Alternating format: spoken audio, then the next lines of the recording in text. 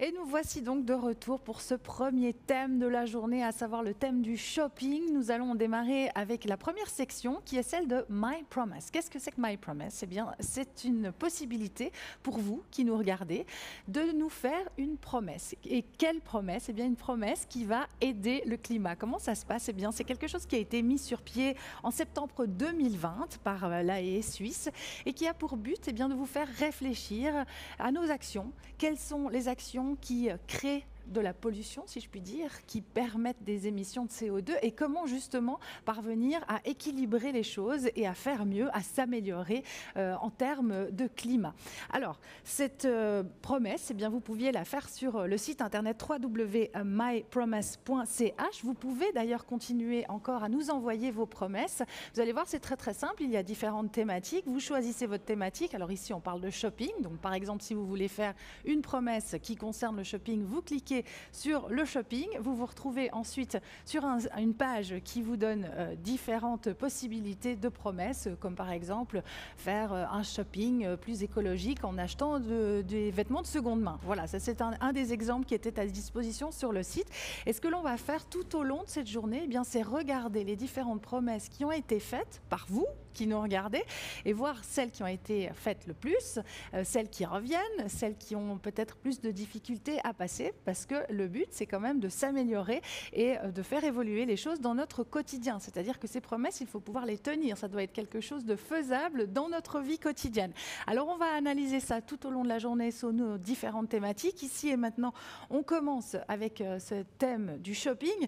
Et pour ce faire, j'aimerais accueillir un invité qui est déjà juste à côté de moi. Il s'agit de Kai Landwehr, qui est attaché de presse et responsable marketing pour MyClimate. Alors, il est expert en questions de communication, de marketing et de durabilité, avec des racines profondes dans le sport et un accent sur les questions de numérisation. Et il est titulaire d'un master en histoire ancienne de l'université Heinrich Heine de Düsseldorf. On est très heureux de l'accueillir ici aujourd'hui pour cette première section My Promise. Kai, hallo, wir gehen weiter auf Deutsch. Vielleicht ist besser, oder? Ein wenig für mich, ja. Okay, sowieso schaffen wir das. Okay. Also, erste Frage, was ist My Promise und wie sind die Berechnungen der Versprechen zustande gekommen? My Promise ist eine Möglichkeit für Personen hier in der Schweiz, ein Versprechen abzugeben, um CO2 einzusparen. Funktioniert so ein bisschen wie eine Social Media Challenge. Man geht auf die Seite mypromise.ch, sucht sich eines der Versprechen aus den 4 Bereichen, Mobilität, Ernährung, Wohnung oder Konsum, Shopping aus, was einem so am besten passt. Und dann gibt man das Versprechen ab. Und wenn man das tatsächlich dann schafft, durchzuhalten, manche Versprechen gehen über ein Jahr, manche gehen über einen kürzeren Zeitraum, dann sieht man, wie viel CO2 man dadurch eingespart hat. Yeah. Und diese CO2-Einsparung, die haben wir bzw. meine Kolleginnen und Kollegen von MyClimate berechnet, wurde auch nochmal extern geprüft von den Expertinnen beim Bundesamt für Umwelt. Und dann sieht man ganz klar, okay, ich habe jetzt mich einen Monat lang vegan ernährt, dann hat man den Vergleichswert, wie viel ist eine Schweizerin, eine Schweizer so im Durchschnitt, wie viel CO2-Emissionen entstehen da, und dann hat man berechnet, wie sieht das mit der veganen Ernährung aus, und dann sieht man ganz klar, wie viel CO2 habe ich eingespart. Und das ist ein bisschen wie ein Spiel und das ist immer gut, wenn er macht Spaß, oder? Definitiv, das ist wie ein Spiel und man könnte auch so sagen, das ist ein bisschen wie eine Einstiegsdroge. Wenn man merkt, okay, mit einer kleinen Handlung habe ich in meinem Alltag so und so viel erreicht, vielleicht konzentriere ich mich jetzt auf den nächsten Bereich. Vielleicht schaue ich mal, wie komme ich denn tagtäglich zur Arbeit zum Beispiel. Also was wir machen jetzt, Kai, ich möchte gerne die Zahlen sehen für diese Themenblock, das ist Shopping.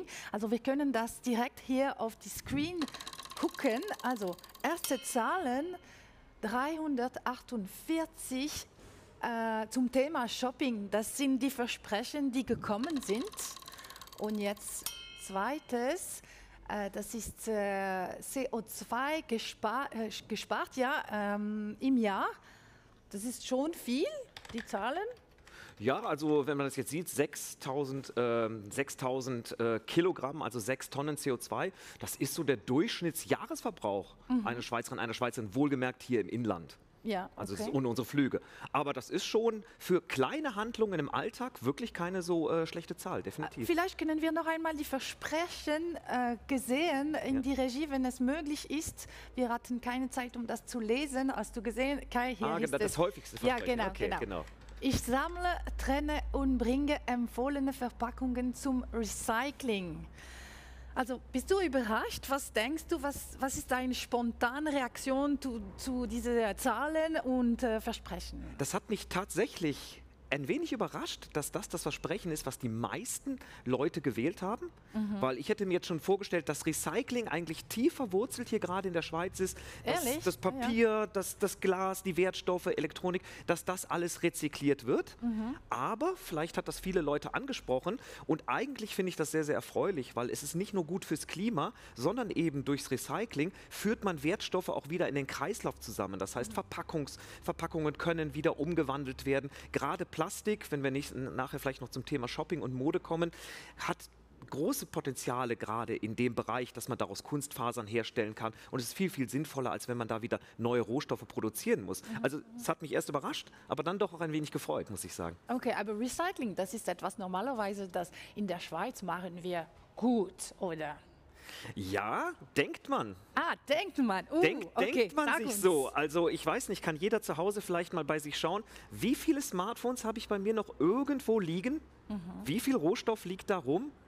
Was ist mit den ganzen Plastikverpackungen? Also ich glaube, man ist gut, aber man könnte auch besser sein. Ah ja, wir werden sehen, aber kannst du uns sagen, was kann man besser machen dann? Also besser kann man im Bereich Recycling, aber in allen Bereichen kann man eigentlich ganz viel machen. Also man kann schauen, wirklich habe ich alles, was ich dort habe, gesammelt, rezykliere ich das, bringe ich das zu den richtigen Stellen. Aber das Bessermachen, das beginnt ganz am Anfang, das beginnt im Kopf. Ja. Ich versuche mir einfach zu überlegen, was kann ich denn tun? Habe ich an alles gedacht? Treffe ich meine Entscheidung bewusst? Und dann kommt man auf ganz, ganz viele Möglichkeiten. Aber dann kommt die Frage, ja, vielleicht ist das zu kompliziert, dann mache ich es nicht. Das ist eine Entscheidung, die könnte tatsächlich kommen, aber tatsächlich sind viele Möglichkeiten sehr, sehr einfach. Und man hat das ja hier bei My Promise gesehen. Das sind Versprechen aus 4 Bereichen. Vielleicht ist es für mich zu kompliziert und nicht möglich, aufgrund meines Arbeitsweges auf das Auto immer zu verzichten. Aber im Bereich Ernährung kann ich es ja vielleicht mal versuchen. Vielleicht wollte ich immer mal mich vegetarisch ernähren und mich damit bewusst sein. Das heißt, man hat ganz unterschiedliche Bereiche, in denen man als einzelne Person etwas erreichen kann. Ja, dann gehen wir weiter mit einer anderen Frage.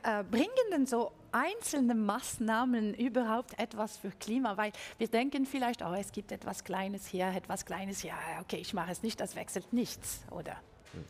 Nein, also die Summe der kleinen Teile bringt auf jeden Fall etwas.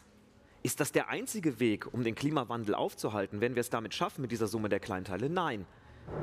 Wir als Einzelpersonen sind gefragt, aber natürlich ist auch die Politik gefragt, die Wirtschaft, die Unternehmen sind gefragt. Aber eben wir alle, wir können uns auch nicht herausziehen aus unserer Verantwortung und sagen, ja gut, ich bin so klein, ich habe eh keinen Einfluss, lass doch mal bitte nur die Unternehmen machen. Nein, es liegt an jedem und es liegt an jeder, sich für den Klimaschutz einzusetzen. Dementsprechend bringt es auf jeden Fall was. Das ist ein ganz wichtiges Stück in einem größeren Puzzle. Dann ist es ein falsches Gedenken zu denken, okay, ja, das bringt nichts. Ja, alles bringt etwas. Ja, also dieser Gedanke, ich allein kann nichts erreichen, der ist ja in sämtlichen Lebenslagen nicht richtig. Also ich kann immer etwas erreichen und mit meinem Verhalten kann ich etwas erreichen, aber auch als Stimmbürgerin und als Stimmbürger kann ich etwas erreichen.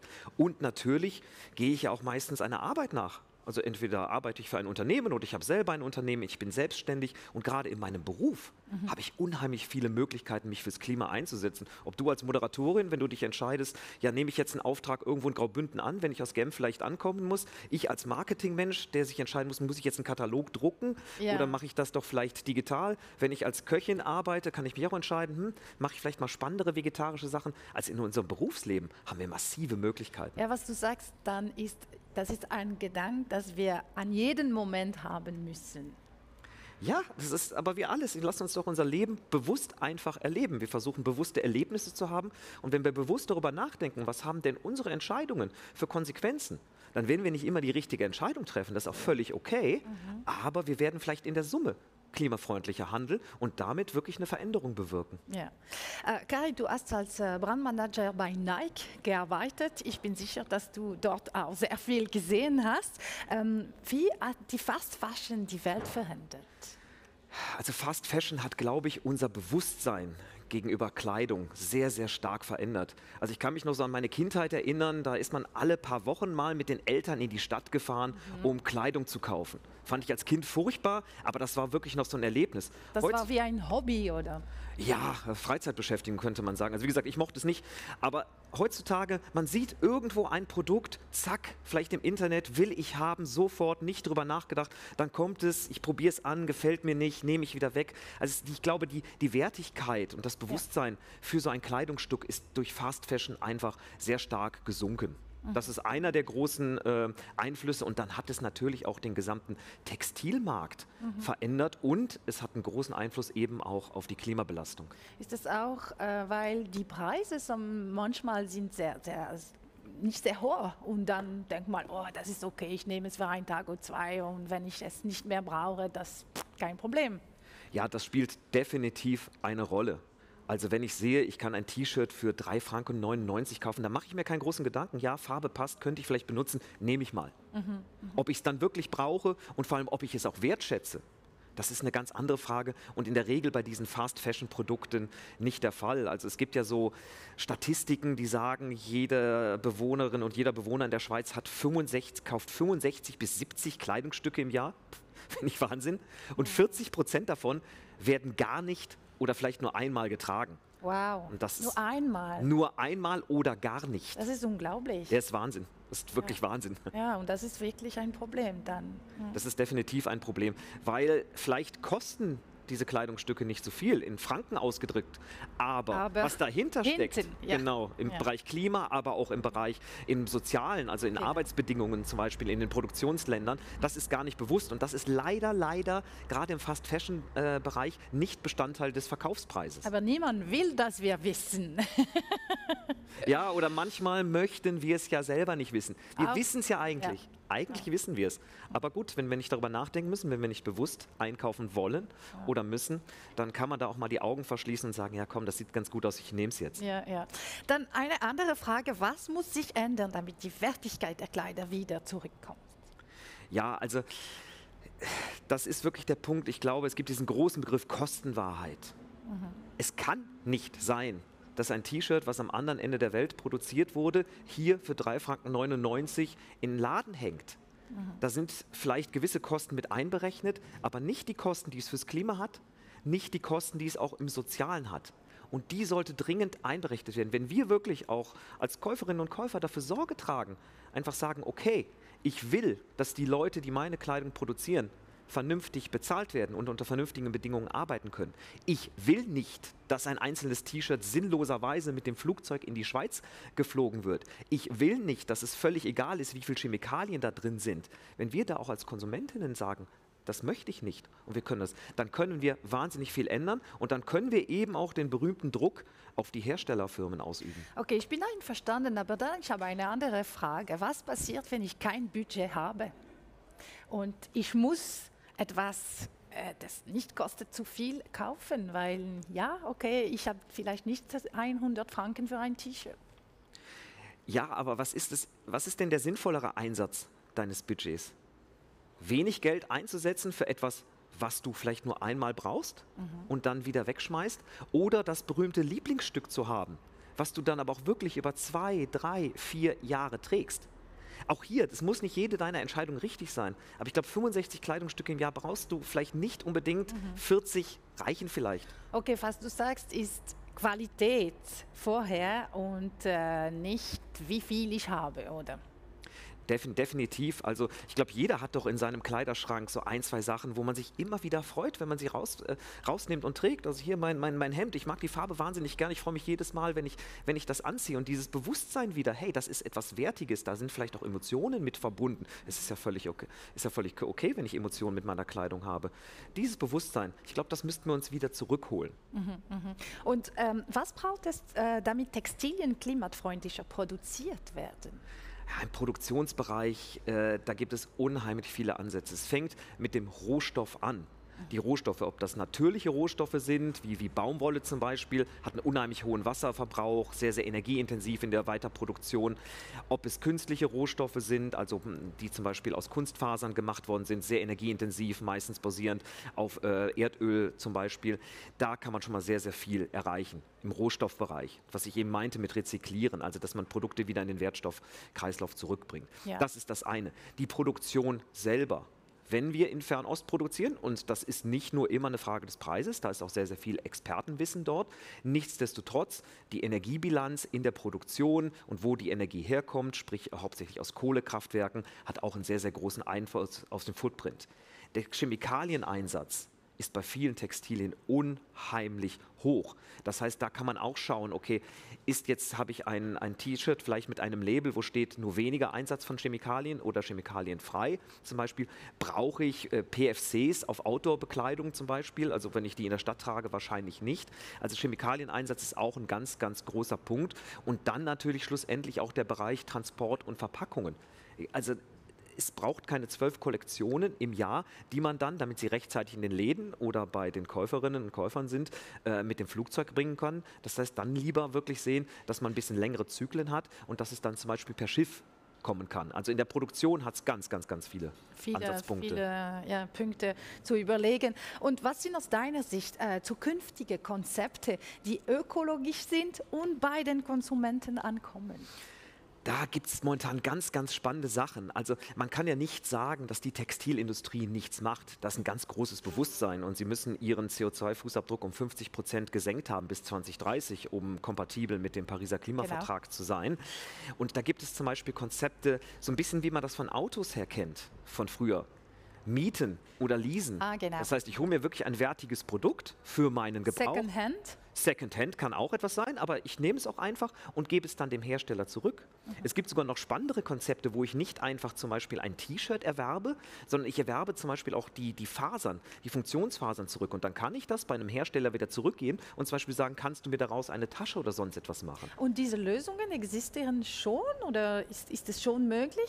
Das ist schon möglich. Es gibt bei manchen Herstellern das. Also das, was ich meinte mit der Funktionsfaser zum Beispiel, die ich da erwerbe, das gibt es einen Produzenten, der nennt sich Bergans of Norway, kennt man aus dem Funktionsbereich. Das gibt, aber was auch total spannend ist, ist der ganze Bereich Repair. Also das mache ich natürlich nicht bei einem kleinen T-Shirt, bei einer teuren Jacke mit Gore-Tex kann ich mir schon überlegen, ob ich die reparieren lasse. Und das kann man mittlerweile bei fast jedem Hersteller, auch hier in der Schweiz, zu einem bestimmten Punkt schicken und dann kriege ich das repariert. Und damit erhöhe ich die Lebenszeit meines Produktes und je länger ich das Produkt im Einsatz habe, desto geringer ist die Umweltbelastung. Jetzt sprechen wir ein bisschen über die Corona. Jetzt haben wir diese Corona-Zeit erlebt. Durch Corona hat der Onlinehandel nochmals an Bedeutung gewonnen. Und was bedeutet für das Klima und was müssen Unternehmen zukünftig berücksichtigen? Ja, was das erstmal primär für das Klima oder generell bedeutet, wir haben mehr Transporte. Wir fahren nicht mehr und teilweise hat man nicht mehr die Gelegenheit, in eine Stadt zu fahren oder ins nächste Geschäft zu fahren, Sachen anzuprobieren und dann mit nach Hause zu nehmen, sondern wir bestellen es im Internet und es wird transportiert. Das muss fürs Klima nicht unbedingt schlecht sein. Ja. Also vielleicht ist es sinnvoller, wenn ein kleiner Lieferwagen 10 Pakete ausliefert auf einer festgelegten Route, als wenn diese 10 Personen alle gleichzeitig in die Innenstadt fahren. Ja. Das ist der Punkt. Das könnte gut fürs Klima sein. Aber, und das ist so ein bisschen die dunkle Seite oder so der Eisberg unter Wasser, wir schicken halt wahnsinnig viele Produkte zurück. Ich meine, wenn ich einen Schuh nicht anprobieren kann, dann bestelle ich den mal in Größe 40, 40,5, 41. Probiere an, welcher mir passt, die beiden anderen, zack, in den Karton zurück. Wie im Laden, aber zu Hause und dann ist das ein Problem.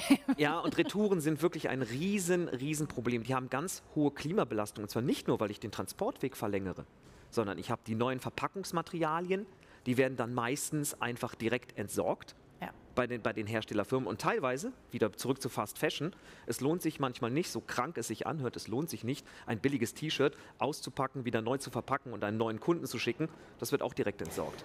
Kai, noch ganz schnell, und worauf sollen die Konsumenten achten dann? Achten, was kaufe ich für ein Produkt? Wo ist es hergestellt? Es gibt ganz tolle Label, es gibt ganz tolle Siegel. Und wirklich darauf achten, ist es auch wirklich ein Produkt, was ich haben möchte? Also bewusst einkaufen, bewusst auch Freude an dem Produkt haben. Wofür brauche ich das? Ist es gut produziert? Und dann lieber einmal mehr auf Qualität schauen und einmal weniger auf Quantität. Perfekt. Jetzt sind wir fast vorbei. Hast du auch ein Versprechen abgegeben und welche wäre diese Versprechen dann? Naja, neben dem Versprechen, dass ich tatsächlich täglich versuche, in meinem Beruf eine gewisse Wirkung zu erzielen. Ich habe mir die My Promise Versprechen angeschaut und ich finde den Bereich Ernährung sehr, sehr interessant. Da habe ich schon lange drüber nachgedacht. Ich muss das aber zu Hause mit meinen beiden Kindern verhandeln und das ist nicht so einfach. Definitiv.